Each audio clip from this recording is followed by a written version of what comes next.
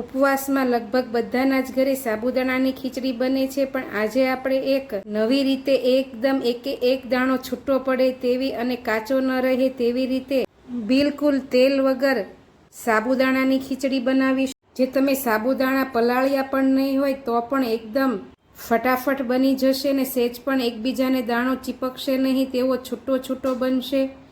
મારી ચેનલ ઉપર નવા હો, મારી વિડીયો જોતા હોય ને પસંદ આવતી હોય તો ચેનલ સબસ્ક્રાઈબ કરવું ભૂલતા નહીં. ત્યાં આપેલું બેલ આઇકન જરૂરથી દબાવજો જેથી તમને મારી આવી નવી નવી રેસીપીના નોટિફિકેશન મળતા રહે. તો ચાલો સ્ટ્રીટમાં મળે તેવી એકદમ છૂટી છૂટી અને તેવી જ ટેસ્ટી સાબુદાણાની ખીચડી બનાવીશું. અહીં કોઈ પણ ઘરના વાટકાનું કે પછી માપિયાનું માપ સેટ કરી લઈ. અડધા વાટકા જેટલા મેં સાબુદાણા લીધા છે. તેને મોટા બાઉલમાં લઈ થોડું પાણી એડ કરી આવી રીતે હાથથી મસળીને 2 થી 3 પાણી આપણે ધોઈ લઈશું જેથી તેમાં ઉપરનો જે સ્ટાર્ચ હોય તે સફેદ પાણી બધું જ નીકળી જાય. મેં અહીં વિડીયોમાં એક જ વાર બતાવ્યું છે, પણ મેં 3 વાર સાબુદાણા આવી રીતે હાથથી મસળીને ધોઈ અને તેમાંથી બધું જ પાણી નિતારી લીધું છે. આવી રીતે ધોવાથી સાબુદાણામાં ઉપરનો સ્ટાર્ચ નહીં રહે એટલે તે ચીકણા પણ નહીં થાય ને એકદમ છૂટો છૂટો દાણાવાળી ખીચડી બનશે. હવે જેટલા સાબુદાણા લીધા છે તેટલો જ અડધા વાટકા જેટલું પાણી એડ કરી ઢાંકીને આપણે તેને 10 મિનિટનો રેસ્ટ આપી દેવાનો છે. સાબુદાણા તમે પલાળ્યા ન પણ હોય તો પણ આવી રીતે કરીને તમે એકદમ ટેસ્ટી એવી સાબુદાણાની ખીચડી બનાવી શકો. હવે લોઢીમાં કે પછી પેનમાં આપણે 1 વાટકા જેટલા સિંગદાણા લઈ લઈશું અને મીડિયમ ગેસની ફ્લેમ ઉપર 2 થી 3 મિનિટ આવી રીતે ચલાવતા રહીને સિંગદાણાને એકદમ ડ્રાય રોસ્ટ કરી લેવાના છે.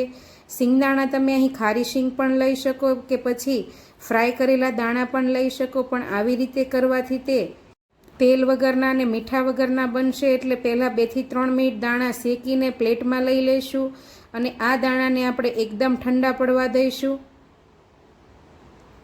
સિંગદાણા એકદમ ઠંડા પડી જાય પછી હાથથી મસળીને તેના બધા જ ફોતરા આપણે કાઢી લઈશું અને દાણાને 2 ભાગ પાડી દઈશું. એટલે આવી રીતે છૂટા છૂટા દાણા થઈ જશે. ફોતરા આપણે ઉડાડી દઈશું બધા જ તે.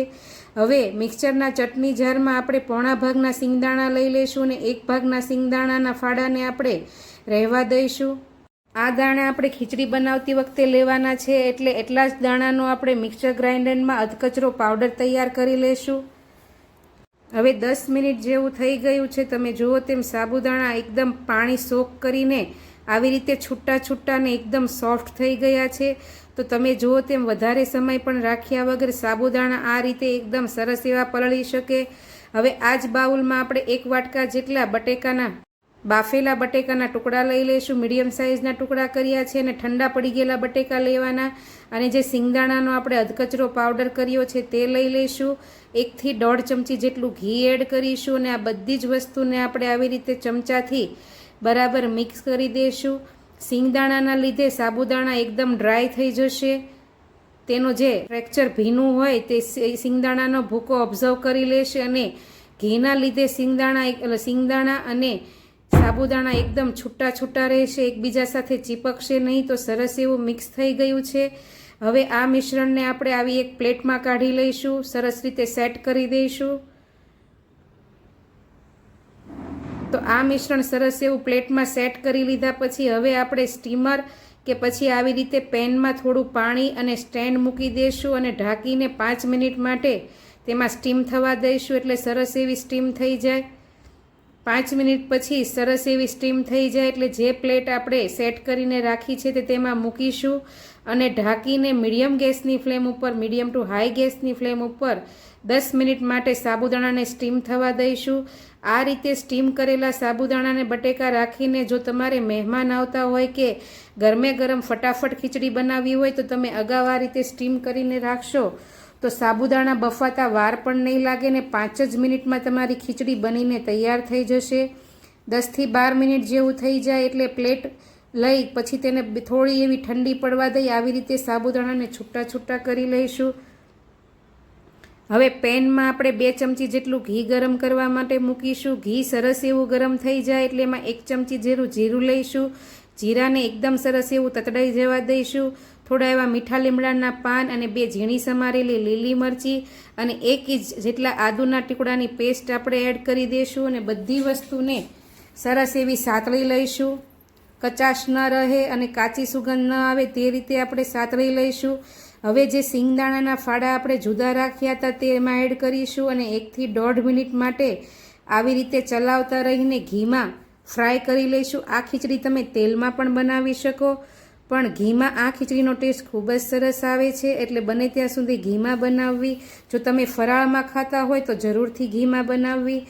સિંગદાણા સરસ એવા ફ્રાય થઈ જાય એટલે હવે જે આપણે થાળી સાબુદાણા અને બટાકાનું મિશ્રણ કર્યું હતું તેમાં એડ કરી દેશું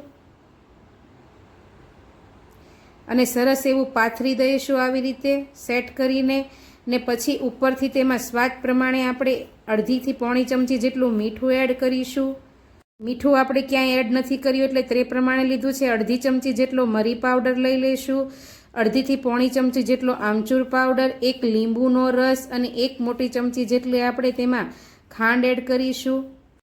ને હવે આ બધી જ વસ્તુને આપણે સરસ રીતે મિક્સ કરી દઈશું. ગેસની ફ્લેમ એકદમ લો રાખીને આ બધી જ વસ્તુને સરસ એવી મિક્સ કરી દઈશું અને મિક્સ થઈ જાય એટલે ઢાંકીને આપણે આ ખીચડીને 5 મિનિટ રહેવા દઈશું. ગેસની ફ્લેમ બંધ કરી દઈશું એટલે સરસ એવી અંદરથી કૂક થઈ જશે. આપણે સાબુદાણા અને બટેટા પહેલાં સ્ટીમ કરી લીધા છે એટલે સરસ એવા સ્ટીમ થઈ ગયેલા છે એટલે વાર નહીં લાગે. તો તમે જુઓ તેમ સ્ટીમરમાં આવી રીતે કરવાથી ફક્ત 5 જ મિનિટમાં એકદમ છૂટી છૂટી સ્ટ્રીટ જેવી સાબુદાણાની ખીચડી તૈયાર થઈ ગઈ છે. જો તમારે પણ આવી રીતે ક્યારે ન ટ્રાય કરી હોય તો એકવાર જરૂરથી ટ્રાય કરજો.